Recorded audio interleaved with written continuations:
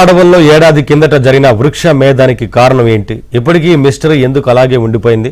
అధికారులు ఏం చెబుతున్నారు? స్థానికులు ఏమంటున్నారు?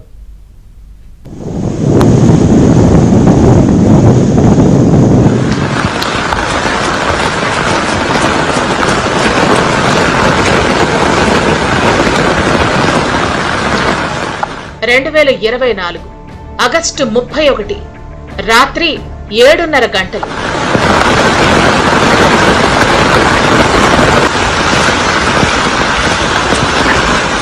ఇది మేడారం అడవుల్లో గతేడాది దృశ్యం.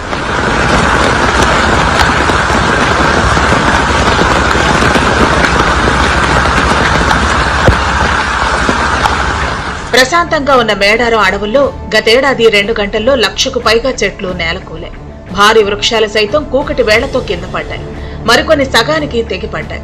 మేడారం తాడ్బాయి మధ్యన ఉన్న అటవీ ప్రాంతాల్లో 500 ఎకరాల విస్తీర్ణంలో వలయాకారంగా చెట్లు విరిగిపడటం అప్పట్లో దేశవ్యాప్తంగా కలకలం రేపింది.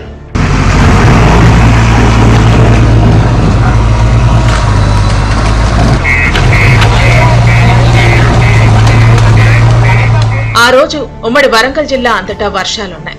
40 నుంచి 50 కిలోమీటర్ల వేగంతో గాలులు వీచాయి. కానీ మేడారం అడవుల్లో ఏం జరిగిందో తెలియదు. ఈ ప్రాంతంలోనే ఇంత పెద్ద మొత్తంలో అడవి విధ్వంసం ఎందుకైందో తెలియలేదు. మహావృక్షాలు సైతం చిగురుటాకుల్లా రాలిపోవటం ఇప్పటికీ మిస్టరీగా మిగిలింది.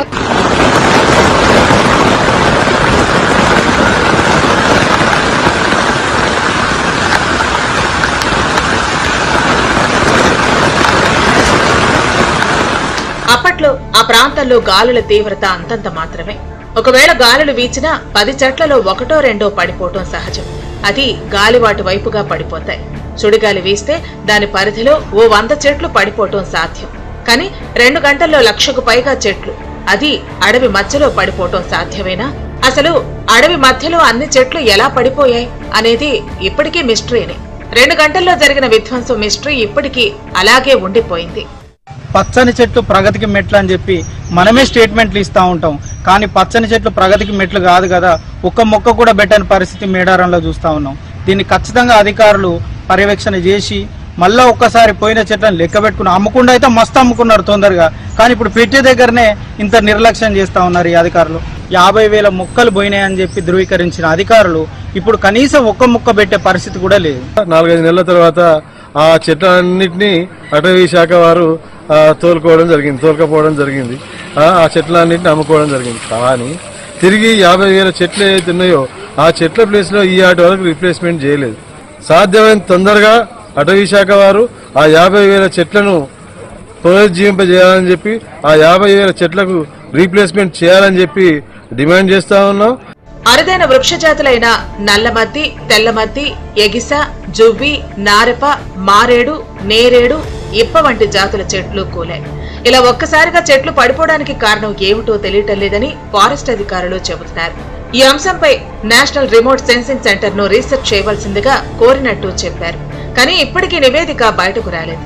అయితే భారీ గాలులు వీయటంతో పెద్ద ఎత్తున వృక్షాల విధ్వంసం జరిగి ఉంటుందని అటవీ శాఖ అధికారులు ఓ అంచనాకు వచ్చారు.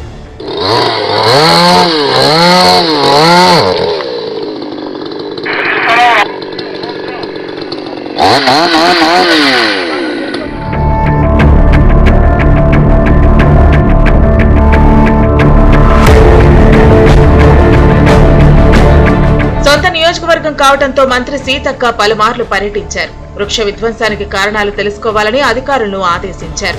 కానీ ఇప్పటి వరకు మేడారం అడవుల్లో విధ్వంసానికి కారణాలు అధికారికంగా వెల్లడి కాలేదు. ఏడాదైన సందర్భంగా ఇదే అంశంపై స్థానికులు చర్చించుకుంటున్నారు. మేడారం అమ్మవార్ల ఆగ్రహం కూడా కారణమే ఉండవచ్చని చెప్పుకుంటున్నారు.